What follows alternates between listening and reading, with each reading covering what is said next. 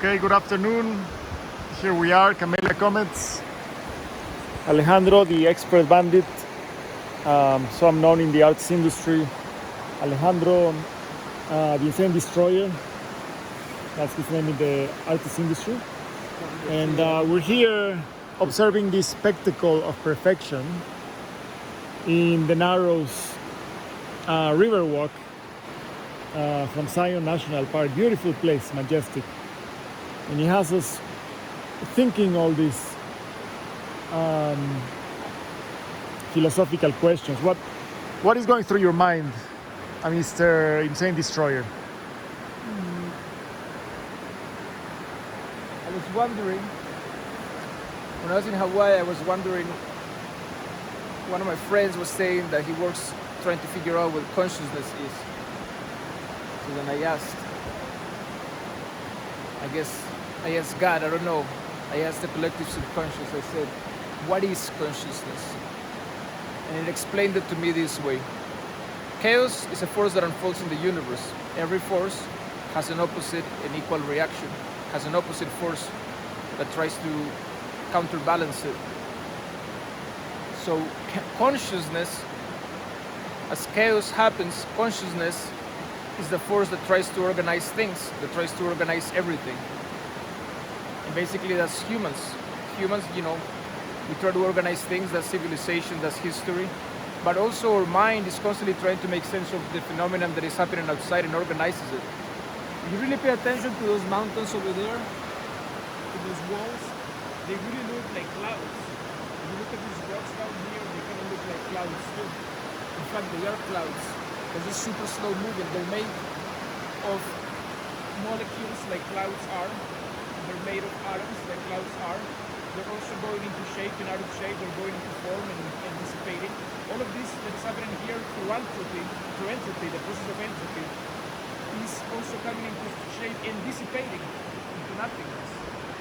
So these are also clouds. And just like clouds have shape, this also has shape, and we assign it. We assign the shape, we assign the meaning through consciousness, the organizing factor within us. So that's what consciousness is. It's the force, the opposite force to chaos that tries to organize things to make sense of them. It attaches meaning. The same thing is true for the events in our lives. We assign meaning to the events in our lives, and whatever we say they mean, that's what they're going to mean to us. So it's the same thing with all this that's happening around us, all this phenomena, which everything that we perceive is less than 5% of what is going on out here. The other 95% we really cannot perceive it with our five senses. We're just making sense of what we can perceive. How does chaos and disruption benefit a civilization or a human? So chaos in many ways gives way to growth, opportunity, healing,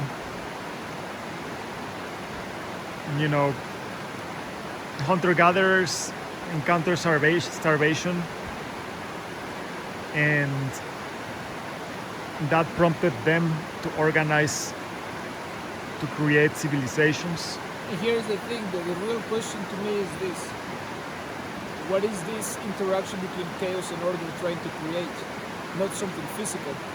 If you look at how things have been unfolding in evolution, it's becoming less physical and more mind. The things that it's trying to create, at some point, huge, galaxies made out of matter, huge stars made out of gas and matter, this planet made out of mineral geological formations, and it starts becoming more subtle little by little. Then you have vegetation, not nearly as strong as rock, but vegetation, something soft and malleable that grows. And then from there, vegetation is still harder and stronger than animals. You grab a piece of wood, it can last hundreds of years. You can use it to build houses, to build entire cities. And then you have something a little more subtle, animals that have mobility and consciousness and have feelings as well. Animals have feelings, a lot, especially the higher nervous system functioning animals, the ones with the larger brains. They have feelings. and then you keep going, and then what did that create? They create a human. Then the humans, did they create something physical? You can say that culture is not something physical. Culture, yeah, they're the artifacts of civilization, but in reality, it's a certain essence. It's a certain, like, essence. Cannot be really pinpointed. It can be, you can see the manifestations of it. You can see the artifacts of culture, of civilization, but you cannot put an essence of, like, oh, this is culture. And you develop, before that, you develop language. Is that something physical? You can see physical manifestations, but it's not. It's more mental. And then the more advanced we go, then we have computers, virtual reality, less physical even. Yeah, you need computers to have it right now, but it's less physical. It's now electrical impulses, ones and zeros, abstract concepts. We create nation states, we create abstract concepts, all of these things, poetry, art, all of these things, not physical things. So whatever this phenomenon of order and chaos is trying to create is not physical. And we're advancing more towards that, whatever it is non-physical, that is evolving into, that is creating. It's something more fine, more subtle, more eternal, hard to pinpoint, really hard to tell what it is evolving into. You know, this planet, It is art. is art, yeah. In the beginning was the word. You know, they say that God is not, I forgot who, there was an artist that said, God is not necessarily a noun, it's a verb. O Ricardo Arjona, Cristo solo es verbo, no sustantivo, it's an action. It's something that is a process that's happening, it's unfolding. We participate in that process. We can participate consciously or unconsciously. We're participating in it. We can participate enjoying it, we can participate in its suffering. Or as Jorge Drexler would say in one of his recent songs, we don't carry luggage, we just carry dreams. Yeah, the human being doesn't live in the realm of the material. That's the realm of really human beings live in the realm of ideas, of dreams, of art, of culture, of concepts, of thoughts, of words, language. This is the real realm of the human. This is the real realm. And whatever it is being created in this process, it's not physical. We don't know what it is, but computers, the advancement of technology in communications technology through electrical impulses is evidence of that.